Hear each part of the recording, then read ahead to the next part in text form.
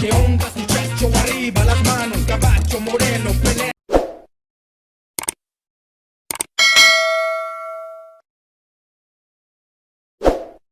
The procedure of normal determination is the methods by which living beings normally advance as portrayed, obviously, by Charles Darwin. More or less, every living thing has a related arrangement of hereditary qualities. Eye shading, body shape, thickness of the tongue, these are dictated by set of qualities.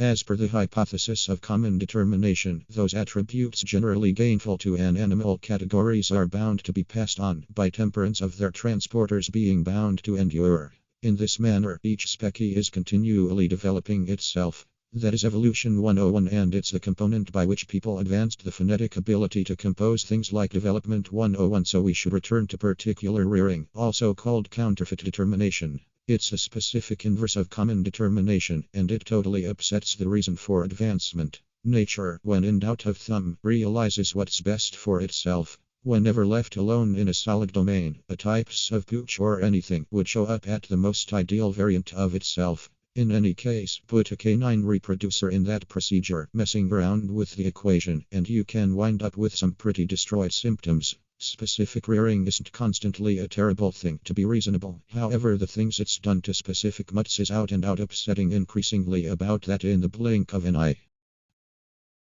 You know how toward the finish of each Price is Right scene, Bob Barker consistently said to get your pets fixed or fixed. All things considered, there's a purpose behind that. Uncontrolled overpopulation. Every year in the United States alone, 3 to 4 million canines are put down in covers since they have nobody to receive them. Spaying or fixing pets may sound merciless, however it assists with keeping the quantity of them restricted to the quantity of families that are really ready to oblige them. Canine reproducers, obviously, exist explicitly to raise more mutts. As honest as the idea sounds, the issue is that when the market for hounds is being filled by proficient reproducers, the havens attempting to save creatures get drove further to the edges. On the off chance that thoroughbred mutts weren't so promptly accessible, at that point individuals searching for pets would have no real option except to receive them from a sanctuary, which, it ought to be noted, would likewise be less packed in any case. The American Kennel Club, AKC, a family vault in the United States, is likewise accountable for putting on the Westminster Kennel Club dog show that you can see each year on TV. Presently, there's nothing amiss with being glad for your pooch and needing to show the person in question off to the world that is out and out charming. The issue is that with regards to shows this way, being pleased with your pooch isn't what it's all about according to the AKC side itself. Fixed or fixed mutts are not qualified to contend in compliance classes at a canine show, in light of the fact that the reason for a pooch show is to assess rearing stock. Now, setting aside how cold and clinical that portrayal sounds, the issue is that this approach supports over-reproducing. Continue making young doggies until you discover one that is great is fundamentally what the message is, and it adds to the widespread overpopulation talked about in the last section.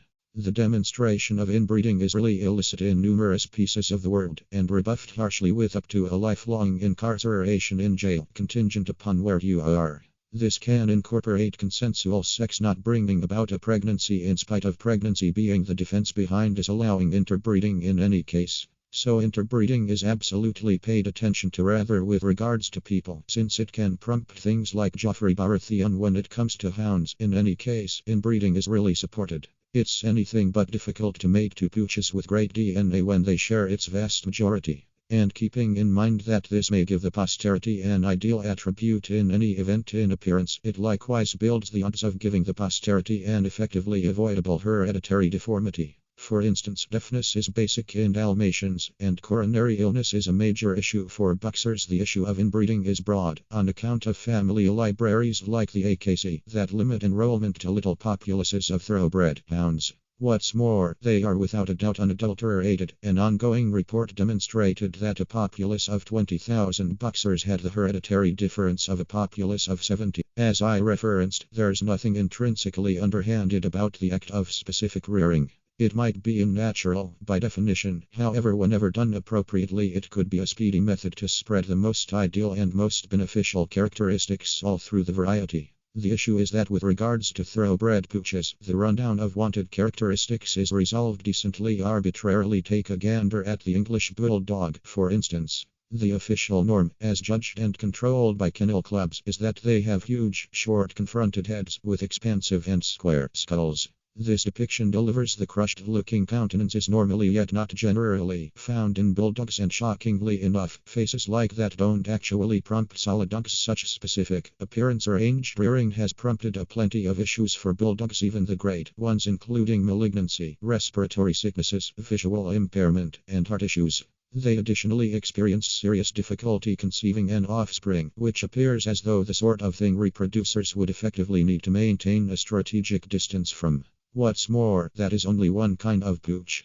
To take another model, according to pugs are inclined to building up a huge number of unpleasant illnesses, generally prompting visual deficiency, but then here's an outrageous case of the common spotlight on style in hound reproducing. It appears that not every alluring quality can be passed on hereditarily, or if nothing else, not quick enough for certain reproducers. This is the place medical procedures like tail docking and ear trimming come in. The practice of removing pooches' tails was initially completed to abstain from paying charges on them, since hounds with tails used to be a sensible thing to force burdens on. The training has proceeded from that point forward, yet with the new legitimization that it preemptively forestalls tail injury sometime down the road. This is very like the system we use on human children, which includes removing their feet during childbirth with the goal that they don't stub their toes as adults. The horrendous thing is that practices like tail docking and ear editing are large pieces of numerous varieties, legitimate measures.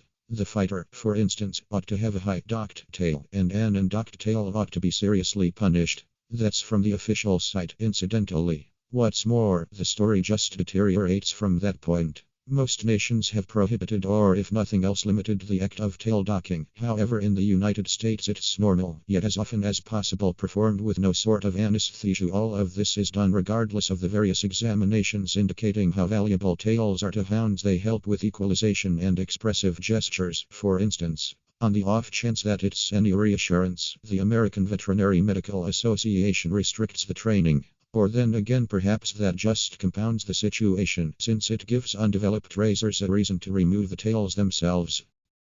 So how about we return to those canine shows, which is a definitive goal for hounds reproduced to the official norms of kennel clubs. We've seen that the essential concentration for these measures is discretionary, corrective, and frequently undesirable. However, should something be said about the genuine conduct of the canines themselves? Definitely how they act is similarly as significant as what they look like. Right, well, for reasons unknown, in hound affairs, the conduct of the pooches being judged is scarcely thought about by any stretch of the imagination. The main thing that issues, truly, is that the canine doesn't effectively assault anyone, which would prompt a preclusion. Obviously, this is up to the circumspection of the adjudicators, and along these lines canines can be pardoned from the show basically for going on the defensive or feigning exacerbation.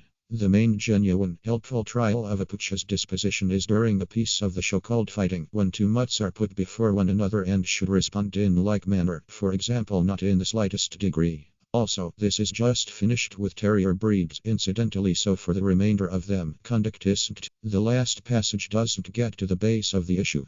The official principles really indicate what a variety's personality ought to resemble, and this really makes a distinction when making a decision about them. Bulldogs, for instance, ought to be equable and kind, steadfast and fearless, pacific and honorable, and this records for correctly 3% of their absolute focuses in a pair. They can gather twice the same number of focuses by having an ideal nose, so by and by, the canine's character scarcely matters. The most exceedingly awful part is that those dubious, optimistic character qualities are the main things the adjudicators should think about. Fighters, as well, should be honorable, just as fun-loving, quiet, and stoical with youngsters. Pointers, noble and suitable. Dalmatians, noble. Hound dogs, speculate. It's dignified, and that is the place the genuine issue begins to rise. Hunting dogs are not intended to be noble. Not unreasonably, there's anything amiss with that, yet hound dogs are intended to chase. Chasing an aptitude regarded immaterial by the official norm, nor does the pointer should be acceptable at pointing, nor the fox terrier great at finding foxes.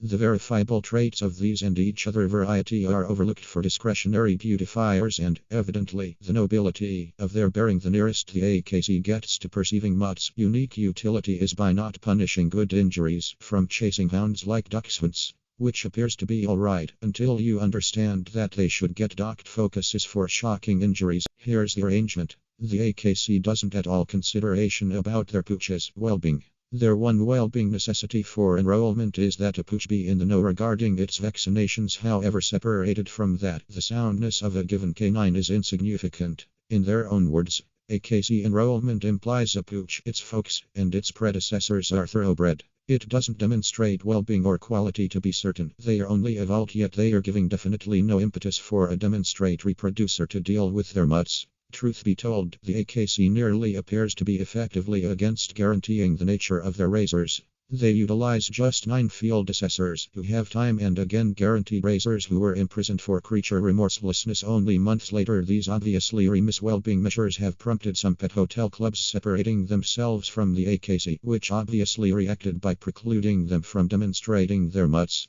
There's nothing in the guidelines that keeps a sound pooch from contending clearly, yet to show a canine with the AKC is to help their absence of well-being norms. Also, this is horrendous on the grounds that there are innumerable expert raisers out there who care about that kind of thing and who ought to be bolstered for carrying out their responsibilities properly. Worst of all, this isn't straightforward inactivity. The Humane Society of the United States has referred to more than 80 proposed charges that the AKC has freely contradicted, which were all intended to expand the fundamental consideration principles for hound rearing, essential in the feeling of customary taking care of and veterinary. Because who needs nourishment and medication when you have unadulterated blood? This is presumably the most emotional passage on the rundown, which is the reason I spared it for last. All the well-being concerns and the unnecessary spotlight on feel are substantial reactions against reproducing hounds for appear. However, this last one is basically just sentiment. It's a genuinely normal one, however, in any event among creature darlings, and it goes this way. Making a decision about the value of a creature by its blood is wrong. There's an explanation. This reasoning is disapproved of with regards to people. It's horrendous. The thinking prompted separate water fountains and bans on interracial relationships. It's much the same as saying whites are superior to blacks, or that earthy colored hair and dim eyes are the subpar mix. It resembles considering somebody a mudblood. You simply don't do it except if you're a horrible individual. But then we have mutts and crossbreeds, and innumerable kennel clubs monitoring which pooches are better than them. To be clear, I'm doing whatever it takes not to be sensational or oversensitive. I realize this isn't on a similar level as human bigotry. I'm just calling attention to the elitist line of felt that exists in the realm of expert canine rearing, particularly when the greatest pet hotel club in the US thinks exclusively about appearance. But is it wrong to right away preclude a show hound for having an inappropriate shaded nose, similarly as with the bulldog, or for being a large portion of an inch taller than the normal? Likewise with the whippet, I think so. I believe that expert canine reproducing and appearing, particularly in the United States, could endeavor to be somewhat better. Since hounds are genuinely great, we should begin treating them like the closest companions they should be.